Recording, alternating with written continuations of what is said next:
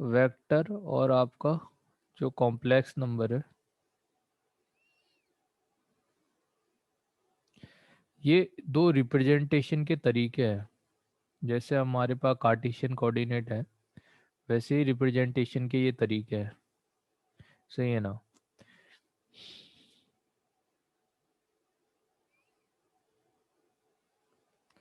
Position of object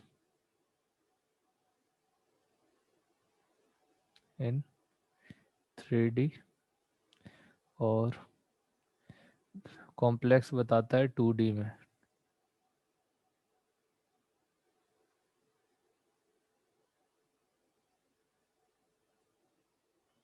तो हमने vector में क्या बोला कि हमने आर वेक्टर से रिप्रेजेंट किया ए आई बी जे प्लस सी के करके। तो हमने 3D में यहाँ पे रेक्टेंगुलर कोऑर्डिनेट्स ले रखे हैं, ये कार्टेशियन प्रोडक्ट है ना। तो इसमें एक्स वाई जेड हमारे ये आई जे और के हो गए। क्लियर है? तो आई जे के आपके क्या हो गए? ये rectangular coordinates, sorry rectangular axis. अब क्या है ना, आजकल एक नया ट्रेंड शुरू हुआ है एक्सिस लेने का।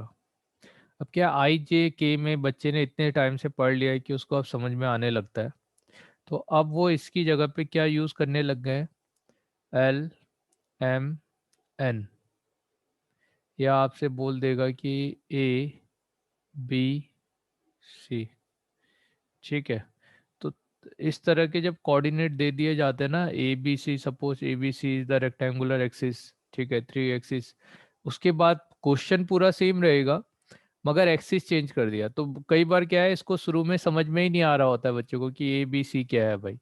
सही है? सिमिलरली एल एम एन आपके ऐसे लिए जाता है, M1 M2 M2, इस तरह से समझ लो, M1 M2 M3, इस तरह से आपके अब रेक्टेंगुलर एक्सिस ले लिया जाएगा। ऐसा नहीं है कि फिक्स हम भाई एक्स वाई जेड ही ले, कोई भी रेक्टेंगुलर एक्सिस ले सकते हैं। उसके फिर अकॉर्डिंगली हमें क्वेश्चन सॉल्व करना पड़ेगा। अब 3D में अगर कोई वेक्टर हमारे पास दे रखा है तो हमने क्या किया, उसको ओरिजिन से ज्वाइन किया हुआ है।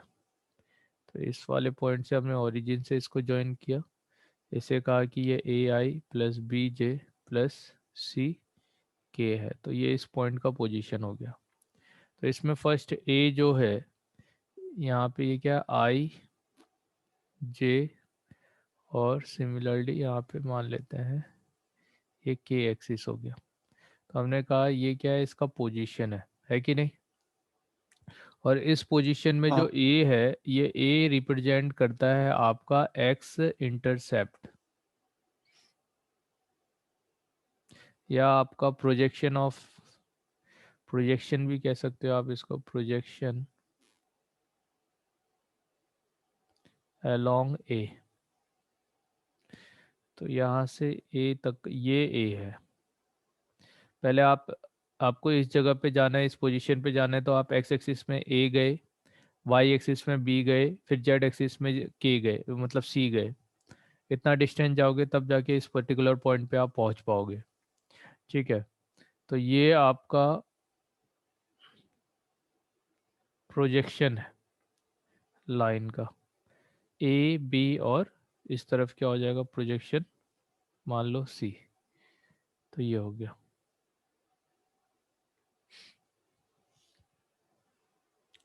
तो अगर आपके पास कोई भी एक पर्टिकुलर वेक्टर लिखा हुआ मिलता है, तो वो वेक्टर आपको बता रहा होता है position of point with respect to origin. इसी को हम जो हम लिख रहे हैं, इसको कई बार हम पोजीशन वेक्टर भी बोलते हैं। तो ये आप P ऑफ V लिखा हुआ भी कहीं पे कुछ बुक में आपको मिलेगा, P ऑफ V। तो ये होता है पोजीशन वेक्टर। ठीक है? इस तरह से लिखा हुआ मिलता है। नेक्स्ट आपका अगर आपके पास 3 यहाँ पे बेसिक रूल है जैसे आपने 2D में पढ़ा, वैसे ही यहाँ पे डिस्टेंस फार्मूला, सेक्शन फार्मूला, ये सब आता है। मान लीजिए यहाँ पे कोई पॉइंट दे रखा है जिसे हमने x1 y1 z1 कहा। तो पहले 2 पॉइंट होते थे, अब यहाँ पे एक और कोऑर्डिनेट इंक्रीज हो जाएगा z, सही है ना। तो x2 y2 और z2 हो जाएगा। तो जिस तरह से आपका 2D में है वैसे ही आपका 3D में भी होता है कि इन दोनों के बीच का अगर हमें डिस्टेंस कैलकुलेट करना पड़ा तो इसका डिस्टेंस क्या होगा आपका, x2 माइनस x1 का whole square, y2 minus y1 का होल स्क्वायर, और z2 माइनस z1 का होल स्क्वायर। ठीक है। इसी चीज़ को अगर हम वेक्टर फॉर्म में बोले तो वेक्टर फॉर्म में कैसे रिप्रेजेंट किया जाता है। मान लो यहाँ पे आपका एक वेक्टर है p, यहाँ पे एक वेक्टर है q। तो ये दो वेक्टर आपको दे रखे हैं। तो p वेक्टर q वेक्टर के कोऑर्डिनेट यहाँ पे x1 y1 z1 ये हो गया, इसका x2 y2 z2 ये हो गया। तो यहाँ से ये O है ओरिजिन। तो ओ क्यू वेक्टर अगर मैं लिखता हूँ तो ओ क्यू वेक्टर को कैसे लिखा जाएगा, x2 i plus y2 j plus z2 k। Similarly O P vector को लिखा जाएगा आपका x1 i y1 j plus z1 k। तो आपको क्या करना है, आपने इसको इससे ज्वाइन कर दिया है। अब क्या है कि वेक्टर थ्योरम क्या कहता है कि अगर आप यहाँ से ये जो वेक्टर है ओपी, तो अगर मैं OP vector plus QP vector इन दोनों का जो रिजल्टेंट होगा वो क्या होगा, ओ क्यू वेक्टर, इनिशियली यहाँ पे ओ क्यू वेक्टर होगा। तो O Q vector plus OP vector equal to कितना होगा आपका, ओपी वेक्टर। ठीक है। तो वेक्टर में आप इस तरह से जब आप ऐड करते जाओगे तो फाइनली जो इसका एडिशन होगा, वेक्टर एडिशन होगा, वो फाइनली किसके इक्वल होता है, जो फाइनल वेक्टर ओरिजिन से दिया हुआ है उसके इक्वल होता है। या आप ऐसा भी कह सकते हो कि इस वेक्टर को इधर ले आओ तो ये साइक्लिक में जो वेक्टर का सम होता है वो इक्वल टू 0 होता है। ठीक है। तो यहाँ से आप जब इन दोनों वेक्टर को लोगे तो यहाँ पे आपको क्या, Q P vector is equal to क्या मिलेगा, O P vector minus of O Q vector, इस तरह से। तो अब जब माइनस कर रहे हो इसका मतलब क्या है, आई में से आई सब्सट्रैक्ट होगा, जे में से जे और के में से के सब्सट्रैक्ट होगा, है कि नहीं। सही है, इस तरह से हो जाएगा।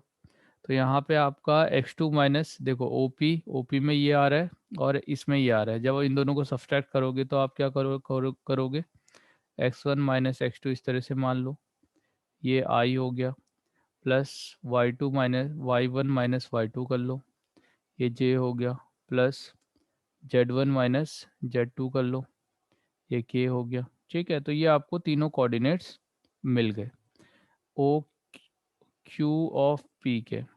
अब क्या है कि जब आप यहाँ पे मैग्नीट्यूड ले रहे होते हो, जैसे आपने ये वैल्यू ले लिया, तो आपने कहा ओ से क्यू ये वेक्टर है, मतलब यहाँ से ओ क्यू वेक्टर है और इसके कोऑर्डिनेट x1 y1 z1 है, जैसे इस तरह से। तो जब मैं क्या करूँगा, इसका मैग्नीट्यूड लूँगा। मैग्नीट्यूड का मतलब क्या हो गया, डिस्टेंस ऑफ ए, सही है ना, distance of A Q point from O, ये आपका ओ क्यू का मैग्नीट्यूड होगा। क्योंकि वेक्टर में दो चीज़ होती है, एक तो मैग्नीट्यूड हो गया, दूसरा डायरेक्शन हो गया। तो ये इसका यूनिट वेक्टर हो गया। तो जो मैग्नीट्यूड है, मैग्नीट्यूड का मतलब हो गया डिस्टेंस फ्रॉम द ओरिजिन। तो ये डिस्टेंस का मतलब क्या है, पहले आप एक्स और वाई एक्सिस में, मान लो अगर ये एक्स वाई एक्सिस है, तो पहले ओरिजिन से एक्स वाई एक्सिस में जाते हो, इधर x1 गए, इधर y1 आए, तो आप इस वाले पॉइंट पे आ गए। फिर अब यहाँ से ऊपर की डायरेक्शन में आप जा रहे हो, मान लो ये ऐसे यहाँ से ऊपर की डायरेक्शन में चले गए z1, तब जाके आपने इस वाले पॉइंट को इससे ज्वाइन किया। तो पहले तो आपका यहाँ से डायरेक्टली क्या है, डिस्टेंस ही आएगा, और ये ओ क्यू इक्वल टू क्या आएगा, x1 का स्क्वायर, y1 का स्क्वायर और z1 का स्क्वायर। ठीक है। जब आप इसका मैग्नीट्यूड लेते हो तो क्लियर है बेटा यहाँ तक का। हाँ सर। चलिए, तो नेक्स्ट हम बात करें इसमें सेक्शन फार्मूले की। तो जैसा सेक्शन फार्मूला आपने 2D में पढ़ा है वैसा ही सेक्शनल फार्मूला यहाँ भी आता है। बस आपके पास 2 पॉइंट, जैसे यहाँ पे 2 पॉइंट दे रखे हैं ए बी, और इसको ज्वाइन करने वाला पॉइंट है यहाँ कहीं पे पी। ठीक है, इसको मान लेते हैं ये ओरिजिन है। तो हमने इसको इससे ज्वाइन किया, इससे ज्वाइन किया, और ये सही है। तो ए पॉइंट अगर आपका x1 y1 z1 है, ये पॉइंट x2 y2 z2 है, और ये m रेशियो n में p डिवाइड कर रहा है, तो आपका इसे हम x कोऑर्डिनेट बोले तो सेम वैसे ही होगा, m times of x2 plus n times of x1 divided by m plus n। y coordinate होगा m times of y2 plus n times of y1 divided m plus n, और z coordinate होगा m times of z2 plus n times of z1 by m plus m। तो अभी आप जितना भी कुछ 3D में 2D में कर रहे हो वही सब चीज़ें यहाँ पे करना है, बस आपका क्या हो जाएगा, एक एक्सिस जो z एक्सिस है वो इंक्रीज होने वाला है। इसी को अगर वेक्टर फॉर्म में बोले तो ये आपका ओ ए वैक्टर होगा। देखो यहाँ पे आपका एक्स ओपी जो वेक्टर है, ओपी वेक्टर क्या आया, OP vector is equal to X I Y J plus Z K, तो ऐसा आ जाएगा। ठीक है, ये हो गया। तो यहाँ से आप इन तीनों को अगर ऐड कर दोगे तो ये हो जाएगा m times of x2i plus y2j plus z2k plus n times of x1i y1j plus z1k divided by m plus n। तो जो चीज़ नॉर्मल आपका 3D में होता है वही चीज़ आपका यहाँ पे वेक्टर फॉर्म में हो रहा होता है, कि m times of O A vector hmm. n times of O B vector divided by m plus n। तो यहाँ से आपको ओ पी वैक्टर मिल जाएगा। ठीक है, ये ओ पी वैक्टर, ये जो p पॉइंट है ये इसको m रेशियो n में डिवाइड कर रहा है। तो जैसा आपका 3D में था वैसे ही आपका 2D में ये हो जाए, 2D में था वैसे ही यहाँ आ जाएगा। अब वेक्टर में कई बार क्या होता है, डाइजेस्ट नहीं होता है शुरू में, जब हम इस फॉर्मूले को देख रहे होते हैं ना, ये तो ये डाइजेस्ट नहीं हो रहा होता है कि ऐसे कैसे हो गया, अगर ये यहाँ से आ रखा है 2D से। क्लियर है कि कोई भी पॉइंट ऐसा है या हाँ। कोई भी पोजीशन वेक्टर आपको निकालना है with respect to origin which divide the given two vectors से in the ratio m ratio n, तो उसमें के लिए आप इस तरह से प्रोसीड करोगे। आप मान लोगे कि जो वेक्टर आपका है वो एक तरह से कोई x या y कोऑर्डिनेट है। क्लियर है बेटा? अब इसी चीज़ का मतलब क्या है कि अगर मैं यहाँ से, ये तो हम्म। सेक्शन फार्मूला हो गया, जब मुझे मिड पॉइंट निकालना होता तो मिड पॉइंट में तो m और n दोनों इक्वल हो जाते हैं, तो उस केस में OP जो वेक्टर होता तो OP वेक्टर कैसे मिलता, OE vector plus OB vector divided by 2। तो इन दोनों वेक्टर को डिवाइड करके 2 से डिवाइड कर देते तो आपको OP वेक्टर मिल जाता। ठीक है, तो हाँ सर। हमारा सेक्शन फार्मूला हो गया। फिर सेक्शन फार्मूला में आपको एक और चीज़ पता है कि जब पॉइंट एक्सटीरियरली डिवाइड करता है तो उस केस में माइनस साइन आता है। जैसे एक पॉइंट ए हो गया, एक पॉइंट बी यहाँ पे हो गया, और पी पॉइंट यहाँ कहीं पे है। तो अभी ये पॉइंट क्या कर रहा है, इसको एक्सटीरियरली, जैसे एम ले लेते हैं, इसको एन ले लेते हैं, मान लो ऐसा। अब मुझे पी पॉइंट निकालना है, यहाँ पे ये x1 y1 z1 है, और ये x2 y2 z2 है। तो ये एक्स वाई जेड पॉइंट, ये पॉइंट निकालना है, मगर जो पी पॉइंट है वो एक्सटीरियरली क्या कर रहा है, इन दोनों को डिवाइड कर रहा है एम रेशियो एन में। तो यहाँ से आपका हम्म। ए पी, ये जो, इसको हम इस तरह से, बी को ले लो आप मिड में, ऐसा कह सकते हो, है ना, और इसको यहाँ से यहाँ तक का कर लो, ये एम है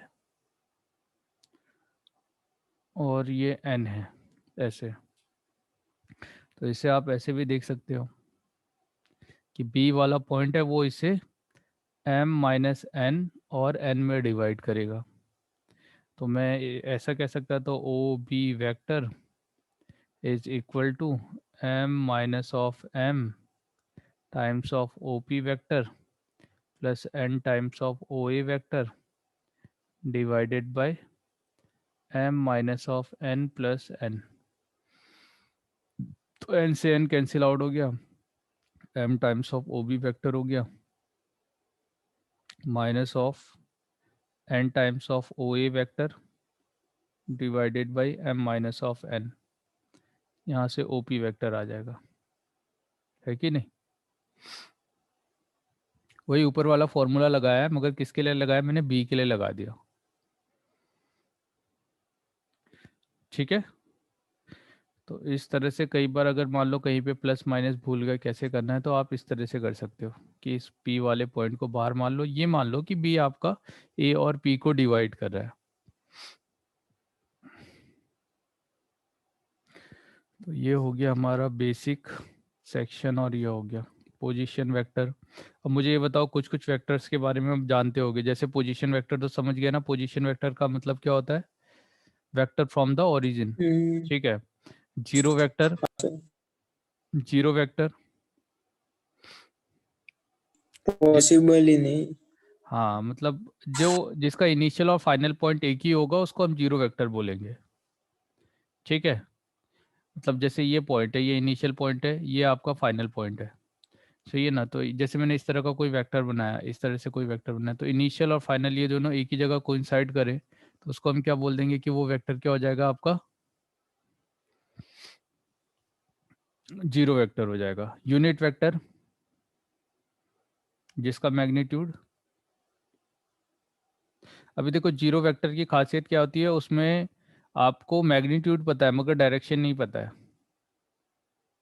जब आप जीरो वेक्टर्स की बात करते हो तो जीरो वेक्टर के केस में क्या होता है, मैग्नीट्यूड आपका क्या होता है, जीरो होता है। आप ऐसे कहते हो कि इफ इनिशियल एंड फाइनल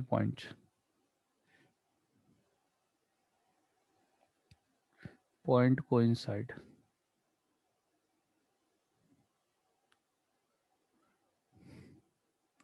ठीक है, that vector is known as zero vector.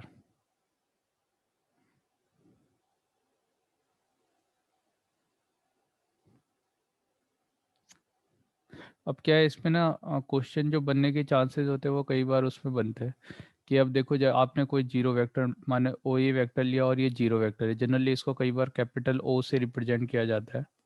ठीक है। अब मैग्नीट्यूड तो है नहीं, ये तो हो गया जीरो। तो अगर मैग्नीट्यूड इसमें जीरो हो गया, ओ ए जो मैग्नीट्यूड है और मल्टीप्लाई ओ ए मान लो, तो ये हो गया जीरो। तो जीरो मल्टीप्लाई समथिंग करेंगे तो अब डायरेक्शन देखो, यहाँ से ओ ए वेक्टर की डायरेक्शन आप एग्जैक्टली नहीं बता सकते, है ना। तो यहाँ पे क्या है, इसकी डायरेक्शन किधर भी हो सकती है। तो यहाँ पे आपका मैग्नीट्यूड तो जीरो होता है,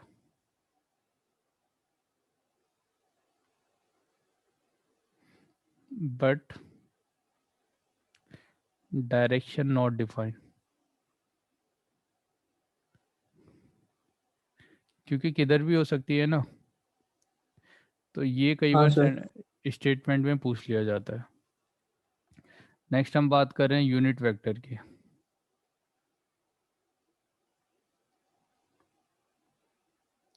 तो यूनिट वेक्टर का तो उसमें डायरेक्शन होगी आपके पास, और मैग्नीट्यूड वन हो जाएगा। जैसे ओ ए हो गया तो इसका मैग्नीट्यूड कितना हो जाएगा, vector whose magnitude is one, vector whose magnitude is one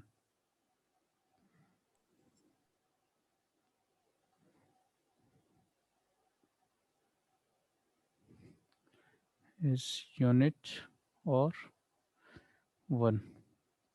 तो ओ ए वेक्टर को अगर हम ओ ए यूनिट वेक्टर ऐसे रिप्रेजेंट करते हैं, मल्टीप्लाई वन कर सकते हो। ठीक है, ये हो गया। नेक्स्ट नेक्स्ट है आपका को initial vector.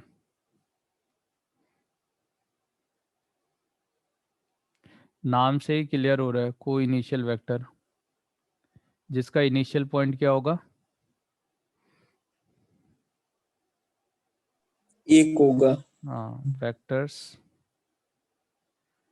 whose initial point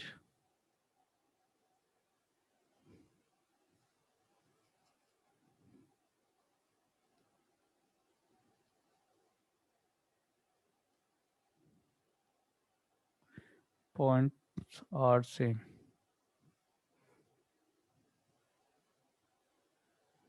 ठीक है, तो एक वेक्टर ऐसे गया, एक वेक्टर ऐसे गया, तो ये हमारे को इनिशियल वेक्टर हो गए। ठीक है, नेक्स्ट है आपका इक्वल वेक्टर।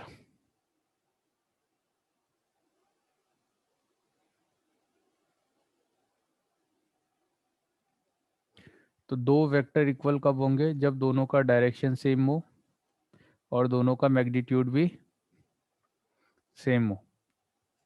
ठीक है, यानी हम जब इस तरह से लिखते हैं कि A vector is equal to B vector, इसका मतलब ये है कि आपका डायरेक्शन सेम है इन दोनों का और इन दोनों का मैग्नीट्यूड भी सेम है। इफ दे हैव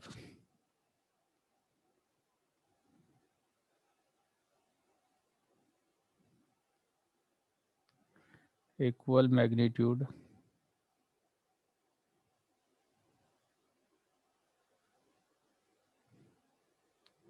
and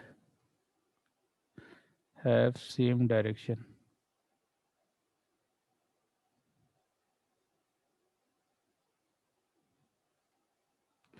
तो ये हो गया। नेक्स्ट है निगेटिव ऑफ ए वेक्टर। तो आपका एक वेक्टर इधर दे रखा है, इसका डायरेक्शन इधर है, इसका जस्ट अपोजिट ले लो माइनस साइन के साथ में, तो डायरेक्शन बदल जाएगा, तो उसे हम क्या बोलेंगे कि ये क्या है? Negative of vector. ठीक है, तो ये हो गया। अब क्या है, फ्री वेक्टर और लोकलाइज वेक्टर, दो और टर्म आते हैं यहाँ पे। सही है, इसको हम ऐसे भी लिख सकते हैं ए बी वैक्टर, इसे हम लिख सकते हैं minus of A B vector, और ऐसे भी लिख सकते हैं कि बी ए वैक्टर, है ना, नेगेटिव वेक्टर को। अब बहुत सारी चीज़ें आपने फिजिक्स में पढ़ी है, इसीलिए मैं खाली बता दे रहा हूँ कि कोई चीज़ छूटे ना। नेक्स्ट है आपका फ्री वेक्टर।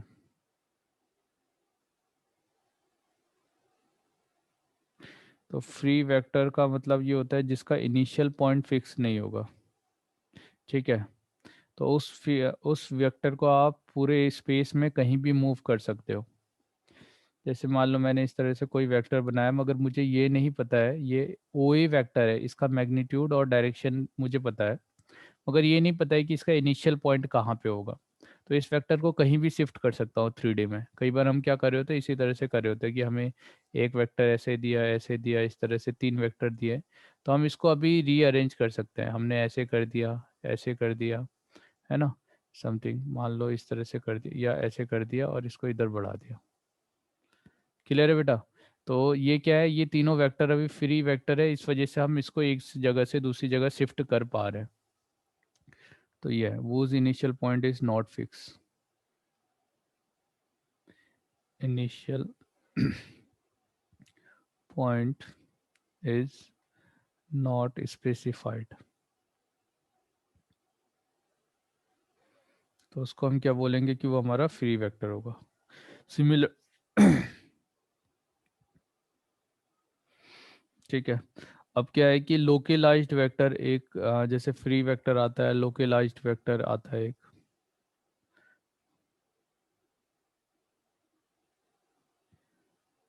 तो इसमें कोई एक वेक्टर आपको दे रखा है, ये गिवन वेक्टर है, सही है, ये गिवन वेक्टर आपको दे रखा है, मान लो ए वेक्टर दिया हुआ है, तो इसी के पैरेलल आपको एक वेक्टर ड्रॉ करना है, मगर उसका मतलब वो एक पर्टिकुलर फिक्स पॉइंट से पास होगा। एक स्पेसिफाइड पॉइंट दिया है, इस स्पेसिफाइड पॉइंट से हमें एक वेक्टर ड्रॉ करना है which is parallel to A vector. ठीक है, तो ये वेक्टर जो है ये पैरेलल टू ए वेक्टर है and passing through fix point and passing through specified point. ठीक है, तो उसको हम बोलेंगे कि वो लोकलाइज्ड वेक्टर है।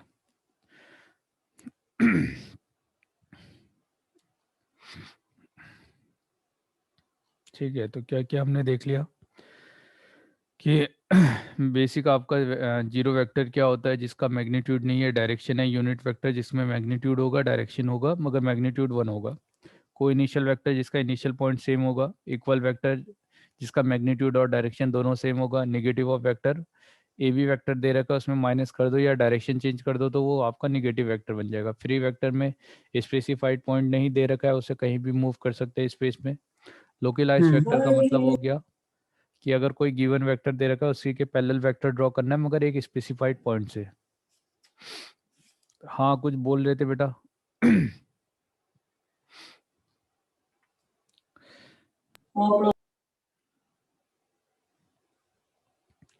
नेक्स्ट है यहाँ पे पैरेलल वेक्टर।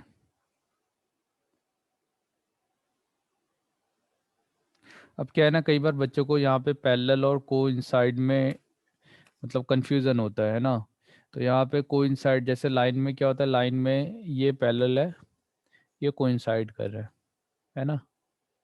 यहाँ पे इस तरह की डेफिनेशन नहीं होती। यहाँ पे पैरेलल वेक्टर का ही मतलब क्या है, अगर दो वेक्टर आपको दे रखे हैं तो दोनों का जो सपोर्ट यानी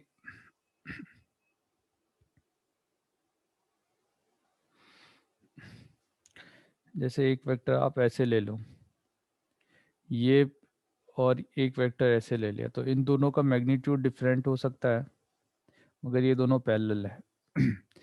सही है ना। यहाँ पे आपको ना कोलिनियर कोलिनियर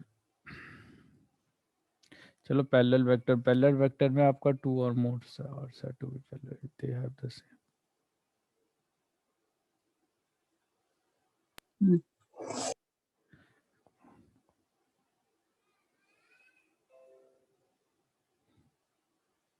तो पैरेलल वेक्टर है बेटा आपका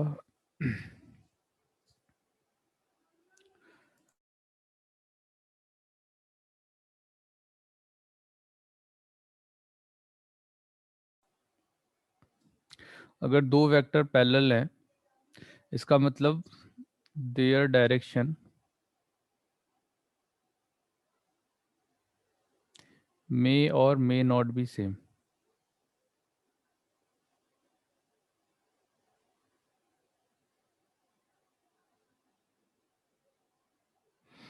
ठीक है, मतलब एक का डायरेक्शन इधर है, इसका डायरेक्शन इधर है, एक का डायरेक्शन इधर है,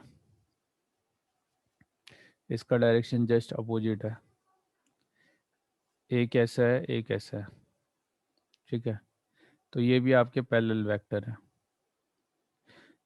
और अभी पैरेलल का मतलब ऐसे मत कर देना,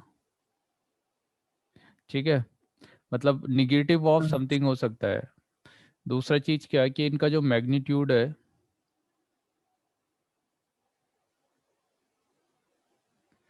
मे और मे नॉट बी सेम, या मे बी डिफरेंट।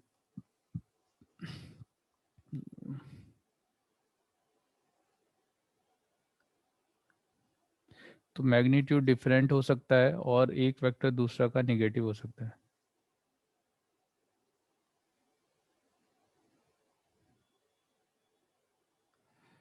ठीक है, तो ये हो जाएगा। तो डायरेक्शन मे और मे नॉट बी सेम, और आपका मैग्नीट्यूड भी क्या होगा, मे बी डिफरेंट।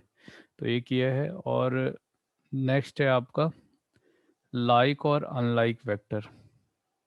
इसका बहुत यूज़ किया जाता है। पैरेलल तो कई बार पैरेलल वेक्टर का भी यूज़ किया जाएगा, पैरेलल वेक्टर भी बोला जाता है क्वेश्चंस में।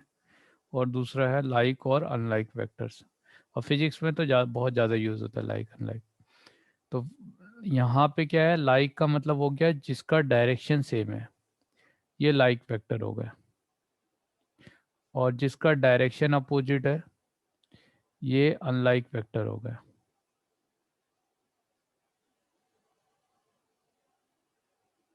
क्लियर है। जिसका डायरेक्शन सेम वो लाइक वेक्टर, जिसका डायरेक्शन अपोजिट है वो क्या हो जाएगा, अनलाइक वेक्टर हो जाएंगे। नेक्स्ट है आपका कोलिनियर वेक्टर।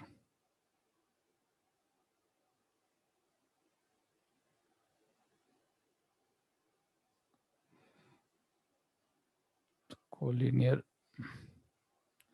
तो क्या Vectors A and B are collinear if they have same direction और are parallel और anti-parallel.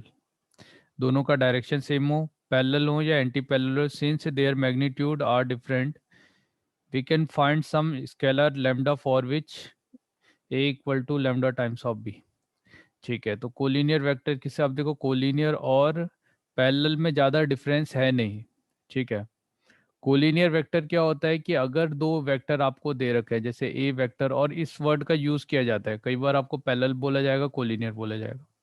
तो if two vectors are collinear, अगर दो वेक्टर कोलिनियर दे रखे हैं तो इन दोनों को हम ना लैम्डा की, ये लैम्डा से हम इक्वेट करते हैं A equal to lambda times of B. अब ये लैम्डा क्या करता है, अब देखो दो वेक्टर आपके पास दे रखे हैं, जैसे एक वेक्टर ये दे दिया, एक ये दे दिया, इसका मैग्नीट्यूड 5 है और डायरेक्शन सेम है, इसका मैग्नीट्यूड 7 है. तो इन दोनों को इक्वेट करने के लिए हमने एक लैम्डा लगा दिया. सही है, जो दोनों के मैग्नीट्यूड को इक्वल कर दे, पहली चीज. दूसरा क्या है, एक का डायरेक्शन इधर है, दूसरे का डायरेक्शन इधर है, तो आप क्या करोगे, इस वेक्टर को इक्वेट करने के लिए माइनस लगाओगे, तो यहाँ पे जो लेमडा है वो लेमडा क्या होगा, निगेटिव हो जाएगा. क्लियर है. तो आपका कोई भी दो वेक्टर ऐसा हाँ बोला गया है कि if two vector are said to be collinear then A vector equal to lambda times of B vector. तो लेमडा आपका यहाँ पे एक स्केलर क्वांटिटी है, अब वो पॉजिटिव भी हो सकती है, निगेटिव भी हो सकती है, वो एडजस्टमेंट है ना. तो वो इसके लिए एडजस्टमेंट है. तो इस स्टेटमेंट का आप यूज करोगे कि जहाँ पे कोलिनियर वेक्टर बोला गया है वहाँ पे आप directly A plus lambda times of B ले लो. क्लियर है बेटा. अब क्या है कि कई बार पैरेलल वेक्टर और इसमें ज़्यादा कोई डिफरेंस नहीं है. पैरेलल वेक्टर आप देखोगे तो पैरेलल वेक्टर की डेफिनेशन भी यही है कि आपका जो वेक्टर है उसका मैग्नीट्यूड इक्वल हो सकता है, नहीं भी हो सकता है, डायरेक्शन सेम हो सकता है, मतलब अपोजिट भी हो सकता है डायरेक्शन. क्लियर है. तो ये पैरेलल हो जाएगा. तो पैरेलल और कोलिनियर में ऐसा कोई डिफरेंस नहीं है. नेक्स्ट आपका जो पॉइंट आता है, एक तो इस पॉइंट का आप बहुत ज़्यादा यूज़ करोगे कोलिनियर का. नेक्स्ट आपका को प्लेनर.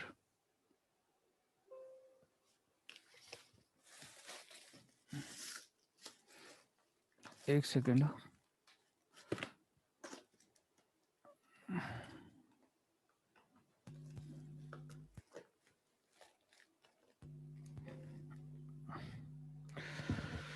नेक्स्ट है आपका को प्लेनर.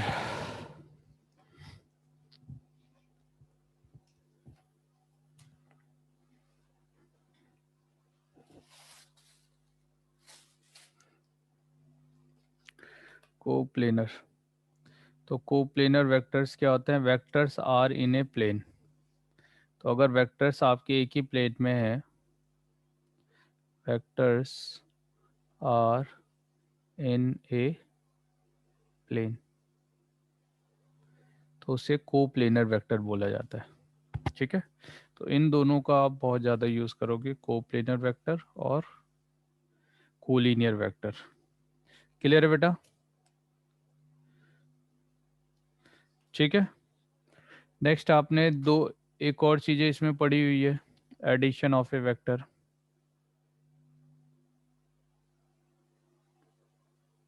Of a vector. तो इसमें हम क्या करते हैं, जैसे हमारे पास एक वेक्टर दे रखा है, तो यहाँ से ओ ए वेक्टर लिया, इस वाले पॉइंट से हम दूसरा वेक्टर ले जाते हैं, ए बी वेक्टर, है ना.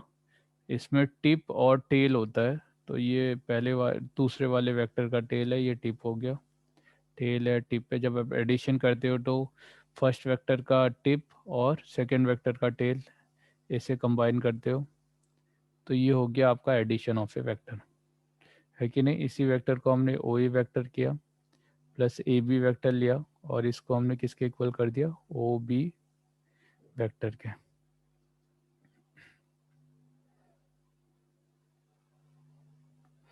ठीक है.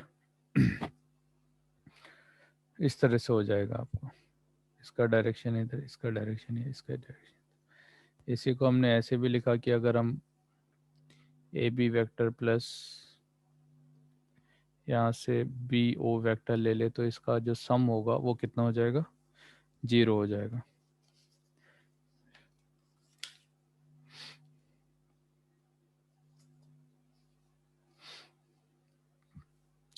क्लियर है यहाँ तक का? हाँ सर वो 0 होगा। बी से ओ, बी ओ, ओ भी नहीं है यहाँ पे, बी ओ है। ए से बी और ओ से ए से बी और बी से ओ। एक्चुअली क्या है, जब वेक्टर एडिशन करते हो तो ये आपको क्या बताता है, नेट डिस्प्लेसमेंट बताता है। और आप जिस पॉइंट से स्टार्ट हुए उसी पॉइंट पे आ गए तो आपका नेट डिस्प्लेसमेंट कितना हो जाएगा? 0। तो इस वजह से हाँ जीरो सर। होता है ना। हाँ सर। एक्चुअली क्या है, मैग्नीट्यूड नहीं है। देखो हम दो चीज जैसे फिजिक्स में हम पढ़ते हैं ना, डिस्प्लेसमेंट और डिस्टेंस के बारे में, तो जब आपका डिस्प्लेसमेंट जीरो होता है उस केस में भी डिस्टेंस तो कवर किया ही है उसने। आप पूरा घूम के अपने घर आ गए, मतलब पूरे मार्केट घूम के अपने घर आ गए, तो आपका डिस्प्लेसमेंट तो जीरो हो गया। मगर इसका मतलब ये थोड़ी कि आपने मूव नहीं किया। ठीक है, हाँ सर। तो सेम वही चीज है। तो वेक्टर आपका डिस्प्लेसमेंट को रिप्रेजेंट कर रहा होता है। तो इसमें बेसिक जब हम एडिशन ऑफ वेक्टर की बात करते हैं तो यहाँ पे कुछ प्रॉपर्टीज हैं, जिसमें से लास्ट प्रॉपर्टी हमारे लिए बहुत काम की है। ए प्लस बी वैक्टर अगर हमारे पास दे रखा है तो ये बी प्लस ए वैक्टर मतलब एसोसिएटिव प्रॉपर्टी होती है। ठीक है। सेकेंड आपका डिस्ट्रीब्यूटिव प्रॉपर्टी, ए प्लस बी वैक्टर आपको दे रखा है तो इस सी के साथ ऐड करो, कोई फर्क नहीं पड़ता। आप A vector plus B vector plus C vector ऐसे कर सकते हो। ठीक है। थर्ड है आपका ए प्लस जीरो को हम जीरो प्लस ए लिख सकते हैं, या ए ही रहेगा वो।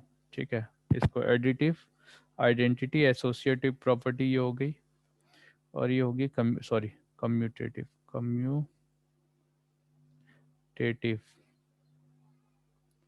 ये हो गई आपकी एसोसिएटिव, ये हो गई आपकी एडिटिव आइडेंटिटी। हम्म। एडिटिव आइडेंटिटी एक्चुअली क्या है, इसका यूज़ तुम्हें ना फर्स्ट वाला जो चैप्टर है ऑपरेटर वाला उसमें करना पड़ेगा। एडिटिव आइडेंटिटी, और फिर ए वेक्टर को माइनस ऑफ ए वेक्टर के साथ में ऐड करोगे तो जीरो आ जाएगा, तो इसे कहते हैं एडिटिव इनवर्स। सही है ना। देखो इसमें अंतर क्या है, ए प्लस जीरो क्या जीरो आ गया, अब मैं ए के साथ क्या ऐड करूं कि जीरो आ जाए, तो ये एडिटिव आइडेंटिटी है, तो एडिटिव इनवर्स। अगर ए और बी को मल्टीप्लाई किया वन आ गया, तो फिर मैं यहाँ क्वेश्चन पूछूंगा कि भाई बी को ए को मैं किससे मल्टीप्लाई करूँ कि वन आ जाए, तो वो मल्टीप्लिकेटिव इनवर्स हो जाएगा। ठीक है, ये हो जाएगा। इसमें जो फिफ्थ प्रॉपर्टी है ए प्लस बी, क्योंकि ये डिस्प्लेसमेंट दे रहा है तो ये वाला जो टर्म है वो आपका इसके इक्वल हो भी सकता है, नहीं भी हो सकता है ना। आप ये मान के चलो कि इस तरफ आने वाला जो टर्म है ये आपका सेपरेट मैग्नीट्यूड है, मतलब एक तरह से डिस्टेंस है फिजिक्स की लैंग्वेज में अगर आप बात करोगे तो, और ये डिस्प्लेसमेंट है।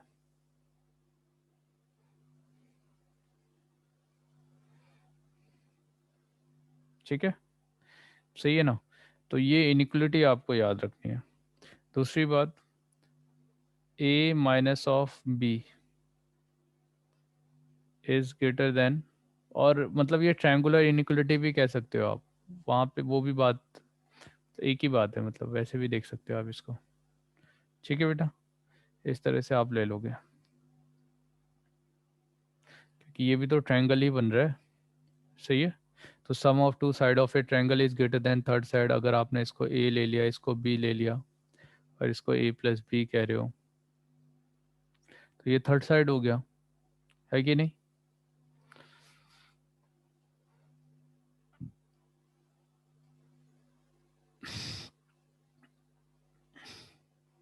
चलिए, तो अभी क्या है, यहाँ पे कुछ बेसिक क्वेश्चन पूछे जाते हैं।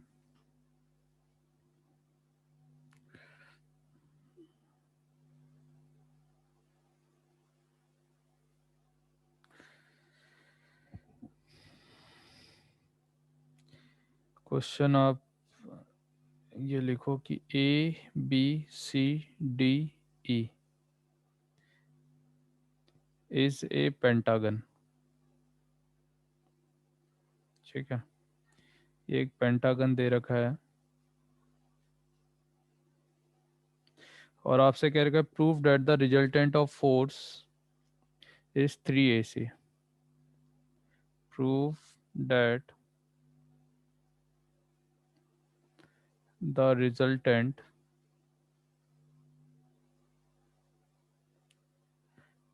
of force is AB vector, AE vector, BC vector, DC vector और ED vector and AC vector is 3 times of AC vector। तो आपको क्या बोला गया यहाँ पे, एक पेंटागन आपने लिया हुआ है, मान लो इस तरह से।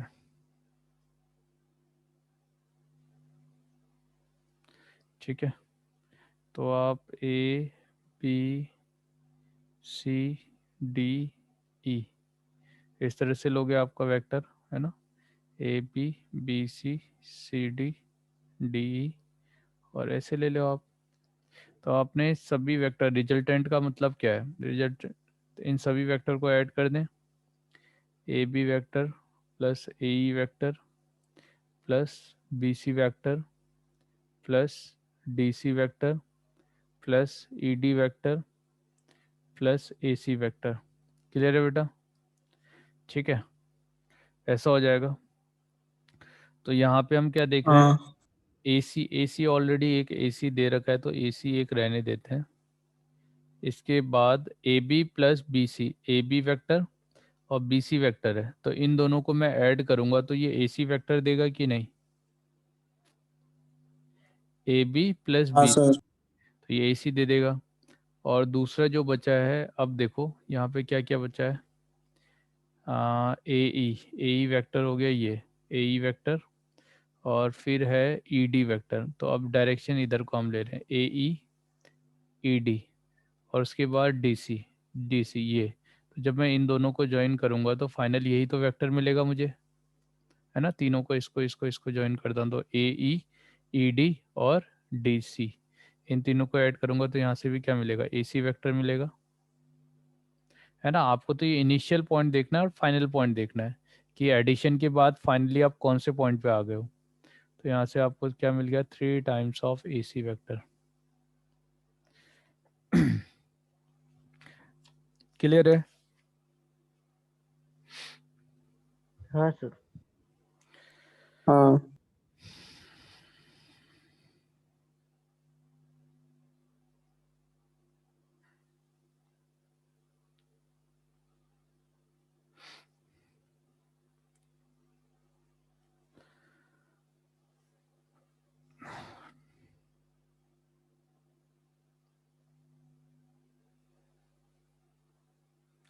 2 forces AB and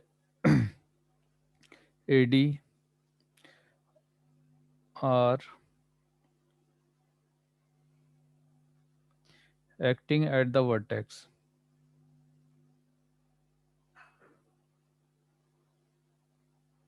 ठीक है, vertex A of a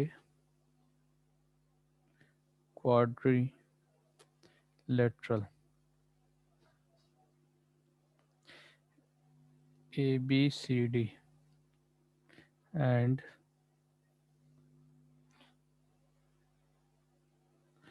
two forces CB vector and CD vector। ठीक है, at C। ये आपसे कहा है कि prove that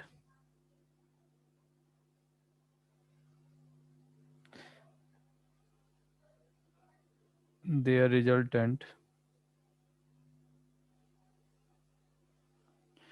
resultant is given by 4 times of EF vector। where E and F are the midpoint of,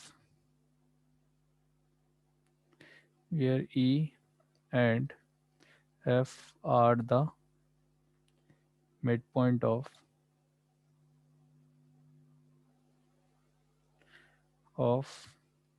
AC and BD respectively. तो ऐसे question ना बोर्ड में आपके बहुत पूछे जाते हैं। ठीक है। क्या दे दिया, दो फोर्स दे दिए, एक ए बी है और एक ए डी है, are acting at the vertex A of a quadrilateral A B C D. अभी नॉर्मल क्वाड्रिलेटरल बोला गया है तो क्वाड्रिलेटरल कैसे भी ले लो भाई, है ना। तो हमने मान लो ये ले लिया इस तरह से, ऐसे करके एक क्वाड्रिलेटरल बना दिया। ठीक है, इसका एक वर्टेक्स ए ले लेते हैं, ए बी सी डी, ये ले लिया। और उसके बाद क्या है, टू फोर्सेस सी बी और सी डी, एक सी बी और सी डी, दो फोर्सेस एट सी, तो यहाँ से दो फोर्सेस हैं, टू फोर्सेस ए बी और A D R acting at the vertex यहाँ पे ऑफ ए क्वाड्रिलेटरल, और दो फोर्स दे रखे हैं सी बी और सी डी। ठीक है, एट सी, ये यहाँ पे वर्क कर रहे हैं। Prove that their resultant is given by 4 times of E F, E and F are the mid point of A C, A C का मिड पॉइंट, तो ये हमने बना दिया ए सी, तो ये ए से सी की डायरेक्शन में जाएगा, इसका मिड पॉइंट हो गया यहाँ पे। और दूसरा है सी डी,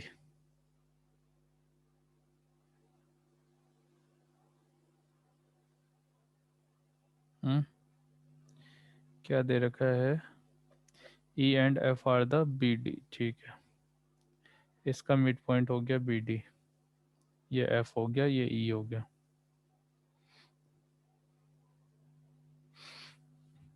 ठीक है बेटा, तो ये हो गया। हाँ इसका रिजल्टेंट हमें ये बताना है कि ये 4 टाइम्स ऑफ ई एफ है। तो रिजल्टेंट का मतलब क्या हो गया, चारों वेक्टर ले लेते हैं, A B vector, A D vector plus C B vector और सी डी वेक्टर, इसका रिजल्टेंट बताना है।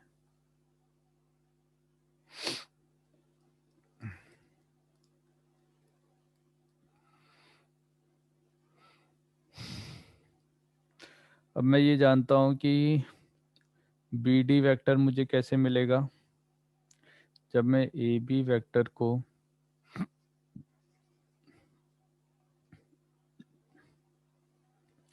ए बी वेक्टर को बी डी वेक्टर के साथ ऐड करूँगा तो मुझे ए डी वेक्टर मिलेगा।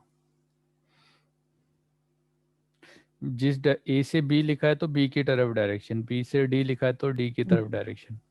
ठीक है, ये फाइनल पोजीशन होता है, ये इनिशियल होता है। तो ए से डी ऐसा हो गया। तो यहाँ पे आपको ए बी वेक्टर दे रखा है और ए डी वेक्टर दिया हुआ है। तो ए डी की जगह पे आप A B vector plus A B vector plus B D vector लिख सकते हो।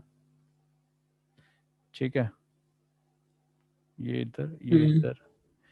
और देखो इसका साइन चेंज करना पड़ेगा ना हमें, ये डी ए वेक्टर होगा, ए बी वेक्टर का डायरेक्शन इधर, बी डी का डायरेक्शन इधर।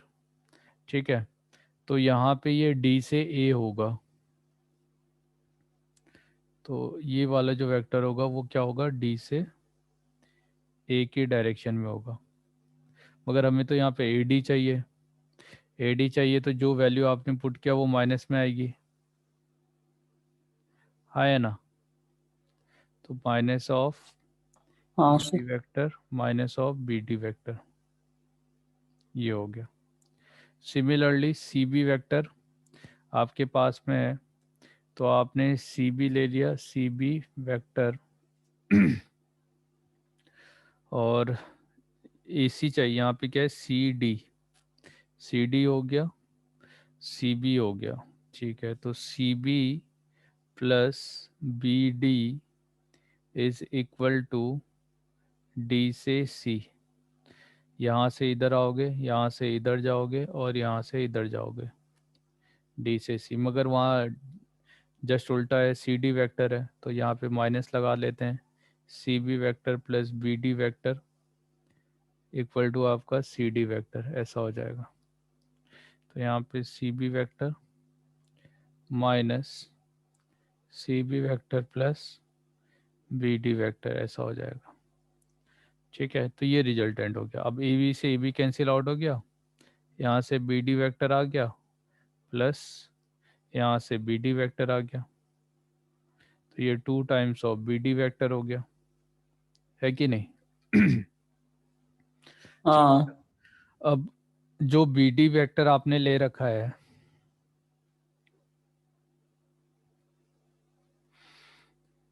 अब बी डी को हम ई एफ के फॉर्म में कैसे लिखें?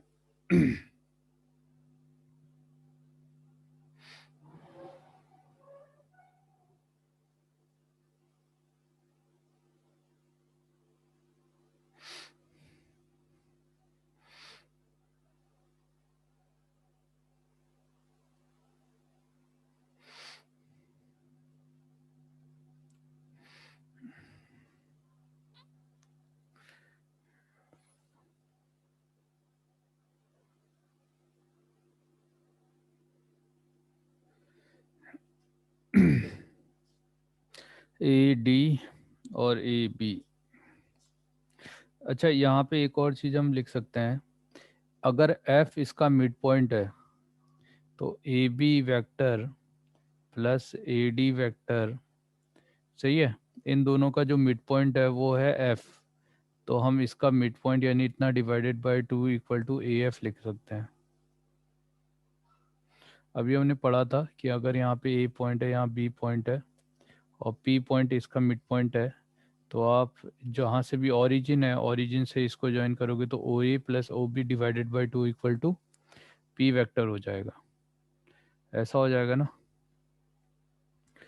तो यहाँ से तो वैसे 2 बी डी हाँ आ रहा है। और अगर हम डायरेक्शन की बात करते हैं यहाँ से, तो ये देखो A B plus A D, तो इन दोनों को ऐड करो और यहाँ पे C B plus C D, इन दोनों को ऐड करो, तो ये जो वेक्टर है, ठीक है, आप 2 से मल्टीप्लाई कर दो और 2 से डिवाइड कर दो, तो यहाँ से आपको जो वेक्टर मिल रहा है वो मिल रहा है 2 times of A F vector plus C E vector, ये वेक्टर मिल गया। सी से ई वाला वेक्टर मिल गया यहाँ तक का, और ए से एफ वाला वेक्टर मिल गया यहाँ तक का।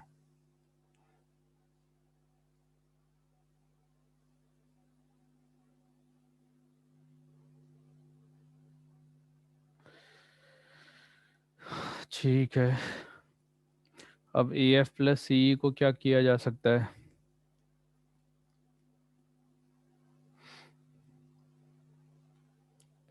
इसको हमें ई एफ के फॉर्म में बनाना है। ई एफ, ए भी हटेगा सी भी हटेगा,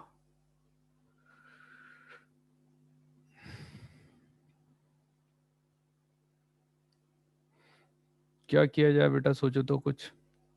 ए एफ है, सी ई है, और इन दोनों को हटा के हमें ई एफ बनाना है।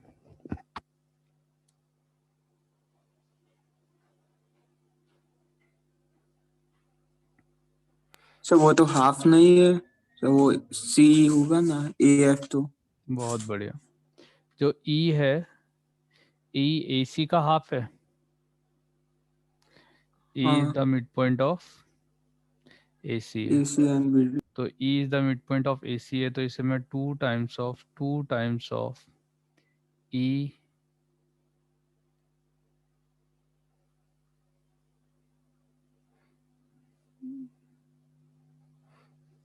ए सी का हाफ ई है, तो इसे हम 2 टाइम्स ऑफ ए ई लिख सकते हैं।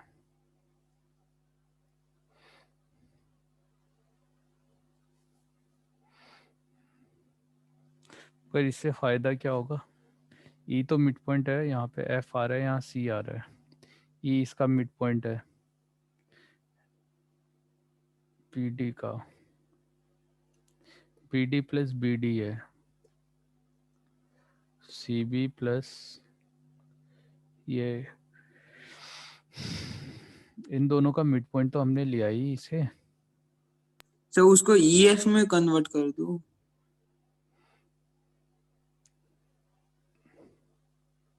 मगर ईएफ में कैसे कन्वर्ट कर दें?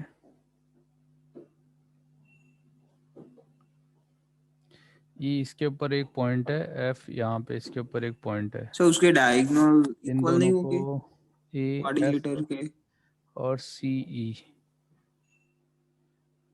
अच्छा, सी की जगह पे ए भी तो लिख सकता हूँ ना मैं।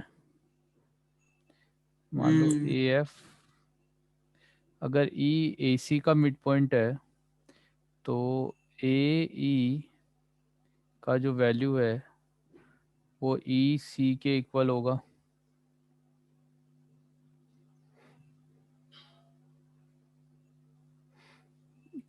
ए ई का वैल्यू ई सी के इक्वल होगा, ई अगर मिड पॉइंट है तो ए सी का।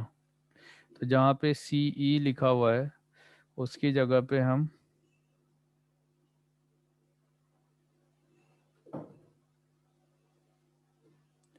ए सी की जगह पे ए ई लिख सकते हैं। मान लो ये लिख दिया A F A E.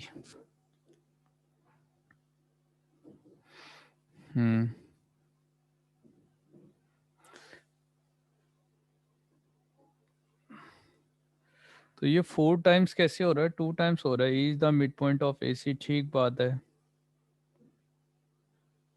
F A plus F C आ रहा है, देखो तो ऊपर हमने कुछ गलती की है क्या? A B plus A D, A B plus A B plus A D equal to आपका ए एफ आया, ठीक है। और B C D plus C B भी यही लाइन देगी कि तो सी एफ आएगा। अच्छा, यहाँ पे हमारी मिस्टेक है कि ये आपका सी एफ होगा, तो ये सी एफ हो गया। तो सी एफ और ए एफ आपने किया है तो ये ए एफ हो गया और यहाँ से ये सी एफ हो गया। इन दोनों लाइन को मिला दिया तो इन दोनों लाइन से आपको क्या मिलेगा? ए सी वाली लाइन मिल जाएगी। तो ये आपकी ए सी हो गई। ए एफ और A F plus C F, A से एफ और सी से एफ, तो इसका डायरेक्शन इधर है, इसका डायरेक्शन इधर है। ए से एफ और सी से F.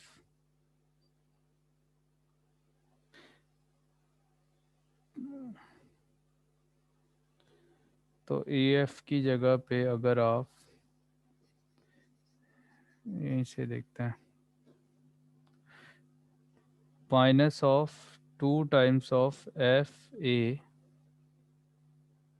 Plus F of C, यानी एफ पॉइंट से इधर चले गए, एफ पॉइंट से इधर चले गए, ऐसे गए, ठीक है। F of A, F of C.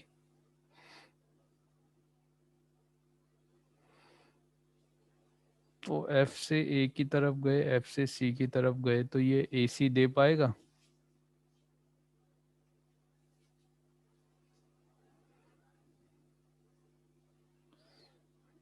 A सी इधर से ले लो, सी से ए,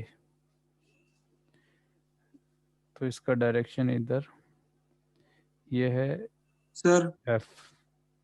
हाँ, कोई F C plus C A equal to F sir वो ऑफ, हाँ सर वो बोलो। एक ट्रायंगल नहीं बनाएगा ए ई एफ वाला? ए एफ उसमें से ट्रायंगल बनाएगा, sir A E F, A E A F, E है। हाँ। हाँ सर, उससे सर ए एफ की वैल्यू ए ई और एफ ई के टर्म में निकाल दो। वैसे ही सर जो दूसरा ट्रायंगल बनेगा ना सी के रिस्पेक्ट में, उससे निकाल देंगे वैल्यू ई एफ के टर्म में। एफ से सी और सी से ए, नहीं यहाँ से हमारा ऐसे आ जाएगा ना। आप एफ ए वेक्टर लो और F A vector, F A और F C, F A plus F C A C बन रहा है क्या? F A plus F C, F A plus F C क्या बन रहा है आपका? एफ ए का मतलब हो गया यहाँ से इधर डायरेक्शन, देखो सही है, हाँ। एफ सी का मतलब हो गया यहाँ से इधर डायरेक्शन, एफ ए का मतलब हो गया इधर डायरेक्शन, एफ सी का मतलब हो गया इधर डायरेक्शन, एफ सी। मगर आपने जो डायरेक्शन दिया है, इसका डायरेक्शन इधर है, इसका डायरेक्शन इधर है, इसका डायरेक्शन इधर है, तो ये आपका सी एफ आएगा। तो यहाँ पे आपने सी एफ लिया, ठीक है। यहाँ पे आपने ए एफ लिया, ठीक है। तो ए एफ हो गया, तो इसका जस्ट अपोजिट किया तो वो एफ ऑफ ए हो गया, और इसका जस्ट अपोजिट किया तो वो एफ ऑफ सी हो गया। तो यहाँ से एक वेक्टर इधर जा रहा है, एक वेक्टर इधर जा रहा है, ये वेक्टर जा रहा है। तो अब क्या है कि इन दोनों वेक्टर का जो रिजल्टेंट है वो हमने ए सी बोला, ठीक है। देखो तो इसका रिजल्टेंट अगर हम ए सी बोलें तो सही है।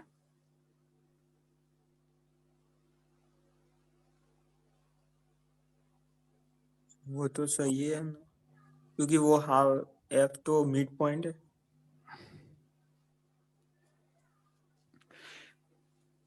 नहीं यार, एक लाइन मतलब स्किप हो रही है हमारी इसमें। मतलब इसके बाद इन्होंने डायरेक्टली लिख दिया है minus of 2 times of F E. तो यहाँ से यहाँ कैसे आएंगे?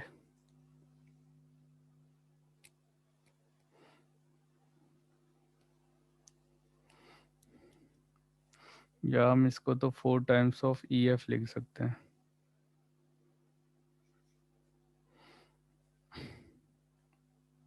वेक्टर में ये दिक्कत होगी, देखना बहुत जगह ना, कि किससे क्या बनाए। और ऐसे वाले क्वेश्चन में तो बड़ी दिक्कत होती है। आपका F A plus F C हो गया, F A plus F C में हमने F A plus F C लिया, और इसका डायरेक्शन तुम्हारा ऐसा है, तो ये ए सी होगा, F A plus F C. इसमें हम कैसे बोलेंगे? इसका डायरेक्शन अपोजिट है, ये है, तो यहाँ से सी से ए होना चाहिए डायरेक्शन। तो इससे हम ए सी की जगह पे 2 times of F A plus F C अगर दिया हुआ है तो हम ऐसे लिख सकते हैं F C plus C A equal to A F से ए। एफ से इधर गया, यहाँ से इधर गया, तो एफ से ए गया। तो इस वाले टर्म को हम ऐसे लिख सकते थे, C A vector is equal to F A vector minus of F C vector. तो ये एफ ए वैक्टर हो जाएगा और प्लस सी एफ वैक्टर हो जाएगा, एफ ए वैक्टर और सी एफ वैक्टर। अब बात यह है ना कि इन्होंने या तो कहीं डायरेक्शन गलत किया होगा, क्योंकि एफ ए प्लस ये करोगे तभी जाके आपको सी ए मिलेगा, क्योंकि ए एफ अगर आप ए एफ करते तो ये माइनस हो जाएगा, हाँ, है ना। तो कहीं इन्होंने फ्रेमिंग में कुछ गलती की है। तो ए एफ तब जाके आपको ए सी वैक्टर मिलेगा, तब ए सी का हाफ तो ई एफ, यहाँ से आप हाफ निकाल सकते हो, ठीक है। क्योंकि अब देखो क्या है, एक चीज आपको ये देखना है कि मैंने यहाँ पे जब मैंने ओरिजिन लिया था, यानी मिड पॉइंट के बारे में, जब आपने ये लिया, आपको एक ये आपने ओरिजिन लिया, ये ए है ये बी है, तो आप इसे रिफरेंस कंसीडर करके चल रहे हो।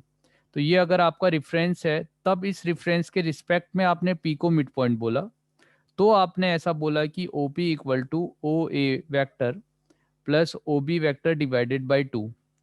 तो ये आपका 2 times of O P vector equal to O A vector plus O B vector आ गया, मगर रिफरेंस ओ है। अब जब मैं यहाँ पे बात कर रहा हूँ, तो इसे अगर मैं एफ को अगर रेफरेंस कंसीडर करूं, ठीक है, अगर एफ को मैं इसमें रेफरेंस कंसीडर करता हूं तो यहाँ पे ई ए सी का मिड पॉइंट है। अच्छा, अभी आपको नहीं करना पड़ेगा, डायरेक्टली हो जाएगा। तो आप इसमें एफ को रेफरेंस कंसीडर कर लो ना यार। अगर मान लेता हूँ इसमें भी एफ आ रहा है, इसमें भी एफ आ रहा है, तो एफ अगर मेरा रेफरेंस पॉइंट है, ठीक है, ये एफ रेफरेंस पॉइंट होगा, और ई ए सी का मिड पॉइंट है, तो ये वेक्टर यहाँ गया, ये गया, और ये वेक्टर ऐसे गया।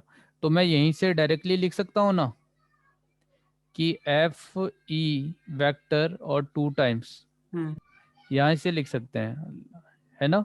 तो इसका अगर वो कर देंगे, रिवर्स कर देंगे तो ये ई एफ हो जाएगा।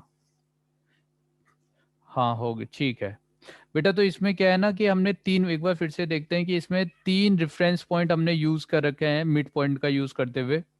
जो बेसिक हमने यहाँ देखा था, इसमें क्या है, डायरेक्शन यहाँ से इधर होती है, डायरेक्शन यहाँ से इधर होती है, डायरेक्शन इसमें भी यहाँ से इधर होती है, सब में आउटवर्ड होती है। आपका जो ओ रेफरेंस पॉइंट है और पी आपका मिड पॉइंट है, तो हमने 2 टाइम्स ऑफ ओ पी बोला, ओ ए बोला, ओ बी बोला, ये बोला। तो इसका हम यूज कर रहे हैं यहाँ पे। तो सबसे पहले हमने ए को रेफरेंस माना, ए बी लाइन लिया, ए डी लाइन लिया और ए ई लाइन लिया। तो ए बी और ए डी, तो इन दोनों का रेफरेंस ए है, तो यहाँ से हमने इसको क्या लिख दिया, डायरेक्टली ए एफ ले लिया। ठीक है। Similarly C D, C B और सी डी में सी को रेफरेंस कंसीडर किया, तो बी डी का जो मिड पॉइंट था वो एफ था, तो आपने यहाँ से डायरेक्टली सी एफ ले लिया, है ना। तो अब यहाँ पे दोनों में एफ आ रहा है, तो आपने इसको रिवर्स किया और एफ को एज ए रेफरेंस ले लिया, तो ये ए सी देगा, और ए सी का मिड पॉइंट ई है, तो आपने 2 टाइम्स ऑफ ई एफ ले लिया, एफ आपका रेफरेंस है, और उसका रिवर्स कर दिया। ठीक है। हम्म,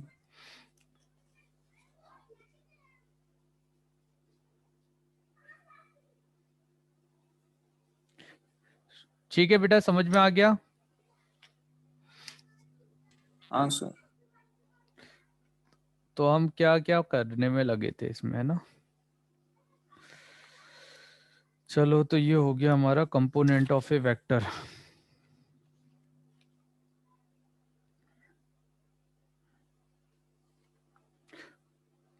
पाँच 10 मिनट और पढ़ते हैं। Component of a vector. अब अगर आपके पास एक वेक्टर दिया है, तो आप उस एक वेक्टर को कितने भी पार्ट में डिवाइड कर सकते हो। जैसे आप क्या कहते हो, ये है, ये है, ये है, तो मान लो ये ए है, ये बी है, ये सी है। ठीक है। अब आपने इसको ज्वाइन कर दिया, तो ये डी है, मान लो ऐसे। हाँ, ये ओ पॉइंट है, इसको हमने डी बोल दिया। तो ये मैंने किया क्या है कि डी जो मेरा वेक्टर था या ओ डी वेक्टर था, उसको मैंने ए वेक्टर और बी वेक्टर और सी वेक्टर में डिवाइड किया, हाँ या ना। तो यहाँ पे ए बी सी क्या हो जाएंगे, A B C are the component of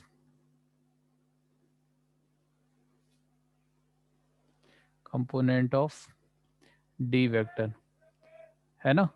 सही है ना। तो इसका मतलब है कि अगर आपके पास कोई भी एक वेक्टर दे रखा है, तो आप उसे इनफाइनाइट कंपोनेंट में डिवाइड कर सकते हो। कोई भी एक वेक्टर दिया है, तो उसके कंपोनेंट कितने हो सकते हैं, इनफाइनाइट हो सकते हैं, हाँ या ना। क्लियर है। हाँ। ठीक है। अब इसी चीज को हमने क्या बोला कि अभी जस्ट पहले देखा था कि अगर हमारे पास यहाँ पे ओडी वेक्टर दे रखा है, तो हमने ओडी को रेक्टेंगुलर एक्सिस के कंपैरिजन में देखा, तो यहाँ पे हमने ओडी को 3 पार्ट में डिवाइड किया। एक तो इसका जो प्रोजेक्शन है वो एक्स एक्सिस के डायरेक्शन में, मान लो उसको ओ एक्स बोल देते हैं, और फिर इस डायरेक्शन में ओ वाई बोल दिया, और इस डायरेक्शन में इसका प्रोजेक्शन ओ जेड, है ना। तो अभी हमने क्या किया, जो ये वेक्टर था, क्योंकि इन तीनों में पहले एक्स के अलोंग जाऊंगा, वाई के अलोंग जाऊंगा, फिर जेड के अलोंग जाऊंगा, तो इस पोजीशन तक तो पहुंच जाऊंगा, हाँ या ना। ऐसा जाना पड़ेगा, मान लो ऐसा जाना पड़ रहा है, फिर इस तरह से जेड के अलोंग जाना पड़ रहा है, फिर हम इसको ज्वाइन कर दे, तो ये ओ एक्स हो गया, ओ वाई हो गया, ओ जेड हो गया। तो फाइनली मैं इस पोजीशन पे पहुंच गया जिसको मैंने डी वेक्टर बोला।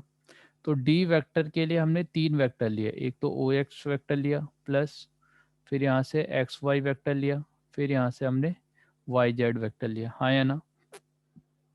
हाँ तो ये 3 जो वेक्टर है कंपोनेंट, इसी कंपोनेंट को हमने क्या बोला कि ये एक्स आई है एक्स के, और ये वाई कंपोनेंट है, और ये आपका जेड कंपोनेंट है। ठीक है। तो अब हम जो अपने वेक्टर को डिवाइड कर रहे हैं, वो 3 जो रेक्टेंगुलर कोऑर्डिनेट सिस्टम है, उस कोऑर्डिनेट सिस्टम के हिसाब से अब डिवाइड करेंगे।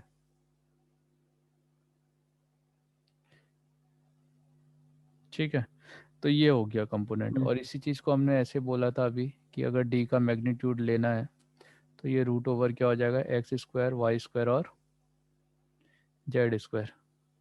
ठीक है बेटा, यहाँ तक का क्लियर है? हाँ सर। चलिए, तो ये हमारा कुछ बेसिक है और कल से हम स्टार्ट करेंगे इसमें डायरेक्शन रेशो, डायरेक्शन कोसाइन। ठीक है, और आर हाँ शर्मा सर। में कुछ क्वेश्चन से दे रखे हैं इससे रिलेटेड, अच्छे क्वेश्चंस, अगर आप खुद से देख पाओ तो। ये जो वेक्टर्स वाले, जैसे हमने ये क्वेश्चन किया ना पहले के, जैसे इस तरह के क्वेश्चंस किए, तो ऐसे इनिशियली आर शर्मा में क्वेश्चन दे रखे हैं। तो आप अगर जिसके पास है वो देख लेना, नहीं तो कुछ क्वेश्चन मैं भेज दूंगा यहाँ से। हाँ सर। ठीक है, चलिए तो इतना ही सर करते हैं आज। हाँ, ये लिंक भेज देना सर आज की। अच्छा, आज के लेक्चर की? हाँ सर। ठीक है।